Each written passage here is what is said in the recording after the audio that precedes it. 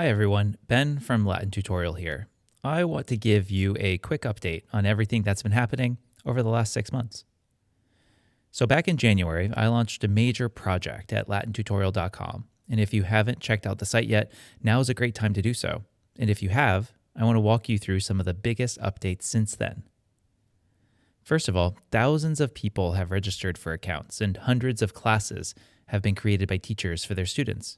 I use LatinTutorial.com with my own classes, so I'm constantly developing new features to support both teachers and learners of Latin.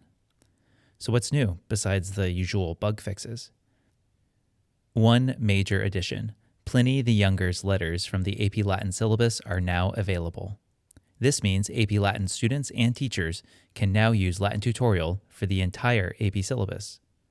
Another helpful update: you can now customize the colors of grammatical cases in the reading sections. So if you use your own color coding system, you no longer need to adjust to mine. You can also choose to highlight only specific cases, for example, the ablative, genitive, and dative, while leaving nominative and accusative in the default black. And this makes it easier to gradually build confidence reading without visual aids. To further support comprehension, I've added quizzes for each reading section. These help test your understanding and improve reading proficiency. Vocabulary support has also expanded. You can now create your own vocabulary lists, which link directly to Latin words on the site. So words from these lists are integrated with Infinitas, my spaced repetition tool, so you can track your progress and master vocabulary over time, even over years. You can even customize each Latin form and its definition to suit your own needs or textbook. And speaking of Infinitas, which, by the way, is a research-based tool to help you grow your vocabulary, there's now a feature that lets you prioritize word lists by source. So AP Latin students can drill the 1,000-word list, or you can focus on vocabulary from a specific author, or just stick with my default priority list. And finally, merch. I've added a link to get your own Latin tutorial gear.